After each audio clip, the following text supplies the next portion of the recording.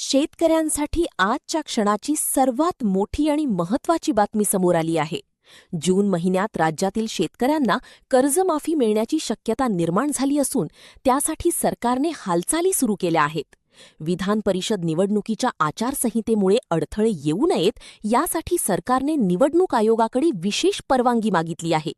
आचारसंहितेतून सूट मिळाल्यानंतर जून महिन्यातच कर्जमाफीची घोषणा करून शेतकऱ्यांना दिलासा देण्याचा सरकारचा प्रयत्न सुरू असल्याची माहिती समोर येत आहे. कांदा खरेदी प्रक्रियेत गैरव्यवहार झाल्याचा आरोप करण्यात आला आहे. बनावट कागदपत्रांच्या आधारे काही संस्थांनी कांदा खरेदीचे कंत्राट मिळवण्याचा प्रयत्न केल्याची माहिती समोर आली आहे. केंद्र सरकारच्या किंमत स्थिरीकरण योजनेअंतर्गत कांदा खरेदी सुरू होण्यापूर्वीच हा वाद निर्माण झाला असून संबंधित कागदपत्रांची पडताळणी सुरू आहे. या प्रकरणात पारदर्शकतेची मागणी होत असून दोषींवर कारवाईची मागणी देखील करण्यात येत आहे. या बातमीनुसार गेल्या 9 दिवसांत पेट्रोल 4.87 रुपयांनी तर डिझेल 4.91 रुपयांनी महाग झाले आहे.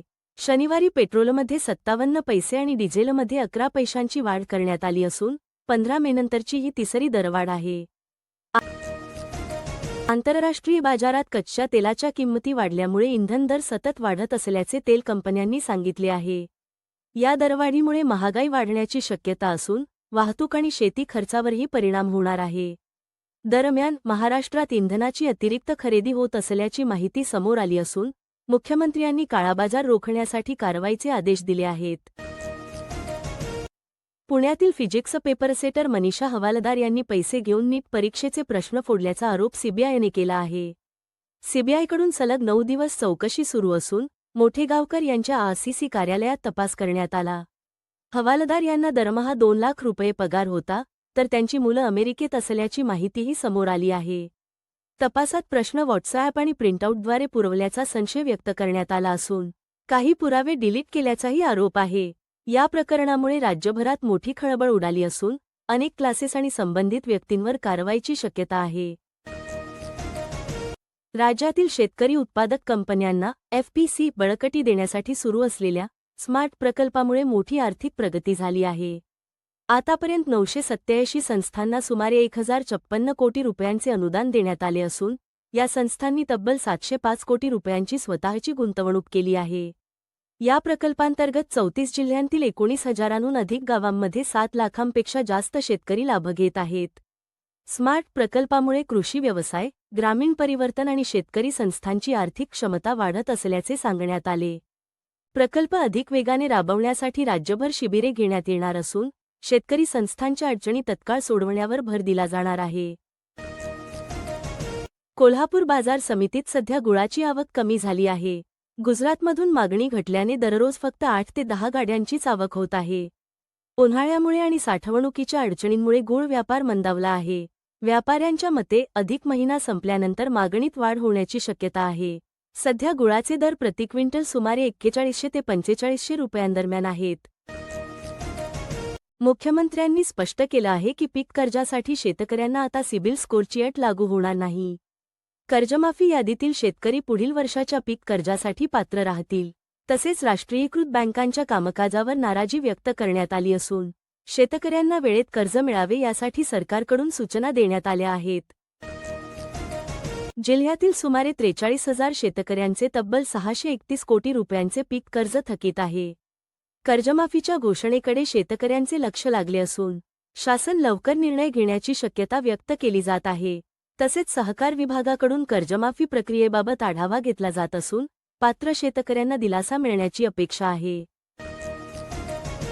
या बातमीनुसार कडक उन्हामुळे आणि वाढत्या तापमानामुळे कोयना धरणातील मोठ्या प्रमाणात पाण्याचे बाष्पीभवन होत आहे. सध्या धरणात सुमारे 22.81 टीएमसी पाणी शिल्लक असल्याची माहिती देण्यात आली आहे. उन्हाचा तडाखा वाढल्याने जलसाठ्यावर परिणाम होत असून पाणी वापर जपून करण्याचे आवाहन प्रशासनाकडून करण्यात येत आहे. सोयाबीन बियाण्यांच्या खरेदीसाठी शेतकऱ्यांची मोठी गर्दी होत आहे. लागवडीसाठी सुमारे 7382 क्विंटल बियाणे उपलब्ध असल्याची माहिती कृषी विभागाने दिली आहे. यावर्षी पावसाचा अंदाज चांगला असल्याने शेतकरी पेरणीपूर्व तयारीला लागले असून योग्य आणि दर्जेदार बियाणे खरेदी करण्याचे आवाहन करण्यात आले आहे. मुंबईमध्ये आज 22 कॅरेट सोन्याचा भाव अंदाजे 1,46,000 रुपयांच्या आसपास प्रति 10 ग्रॅम आहे, तर 24 कॅरेट सोन्याचा भाव सुमारे 1,53,000 रुपयांपर्यंत पोहोचला आहे. पुण्यात देखील सोन्याच्या दरात तेजी पाहायला मिळत असून 22 कॅरेट आणि 24 कॅरेट सोन्याचे भाव जवळपास याच दरात आहेत. चांदीच्या दराबद्दल बोलायचं झालं तर आज चांदीचा भाव सुमारे 2,70,000 रुपये प्रति किलोच्या आसपास कायम आहे. बाजारात गेल्या काही दिवसांपासून सोन्या चांदीच्या किंमतींमध्ये मोठे चढ उतार पाहायला मिळत आहेत. प्रसिद्ध हवामान अभ्यासक पंजाबराव डक यांनी महाराष्ट्राच्या हवामानाबाबत महत्त्वाचा अंदाज व्यक्त केला आहे. राज्यातील अनेक भागांमध्ये पुढील काही दिवस वातावरणात मोठा बदल पाहायला मिळू शकतो. पंजाबराव डक यांच्या माहितीनुसार विदर्भ, मराठवाडा, उत्तर महाराष्ट्र आणि पश्चिम महाराष्ट्रातील काही भागात ढगाळ वातावरणासह हलक्या ते मध्यम पावसाची शक्यता आहे. काही जिल्ह्यांमध्ये मेघगर्जना, वादळी वारे आणि तुरळक गारपीट होण्याचाही इशारा देण्यात आला आहे. शेतकऱ्यांनी काढणी केलेले पीक सुरक्षित ठिकाणी ठेवावे तसेच फवारणी आणि पेरणीचे काम हवामान पाहूनच करावे, असा सल्ला त्यांनी दिला आहे. मान्सूनची हालचाल वेगाने सुरू असून राज्यात येत्या काही दिवसांत पावसाची तीव्रता वाढण्याची शक्यता हवामान तज्ज्ञांकडून व्यक्त करण्यात येत आहे. काही भागात जोरदार वाऱ्यासह पाऊस होऊ शकतो, त्यामुळे शेतकऱ्यांनी सतर्क राहण्याचे आवाहन करण्यात आले आहे.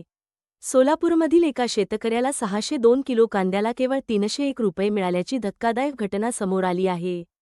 कांद्याच्या घसरलेल्या दरामुळे शेतकरी आर्थिक संकटात सापडले असून शासनाने तातडीने मदत करावी अशी मागणी केली जात आहे. दुसरीकडे खरीप हंगामावर एलनिनोचे सावट कायम असून राज्यात सरासरी 88% पावसाचा अंदाज व्यक्त करण्यात आलेला आहे. मुख्यमंत्री देवेंद्र फडणवीस यांनी ही माहिती दिली आहे. अक्कलकोट तालुक्यामध्ये युरिया आणि डीएपी खतांची टंचाई निर्माण झाली असून गेल्या 2 महिन्यांपासून पुरेसा पुरवठा झालेला नाही. कराड तालुक्यामध्ये हिरव्या चाऱ्याची कमतरता निर्माण झाल्याने दुग्ध व्यवसाय अडचणीत सापडलेला आहे. कडव्याचे दर मोठ्या प्रमाणात वाढले आहेत. दरम्यान राज्यातील धरणांची पूर्वतयारी मजबूत करण्यात आली असून 67 धरणांचे स्ट्रक्चर ऑडिट पूर्ण करून अहवाल सादर करण्यात आलेला आहे. संगमनेरमधील नुकसानग्रस्त शेतकऱ्यांसाठी 4 कोटी रुपयांची मदत जाहीर करण्यात आली असून आमदार अमोल खदाळे यांच्या पाठपुराव्याला यश आले आहे.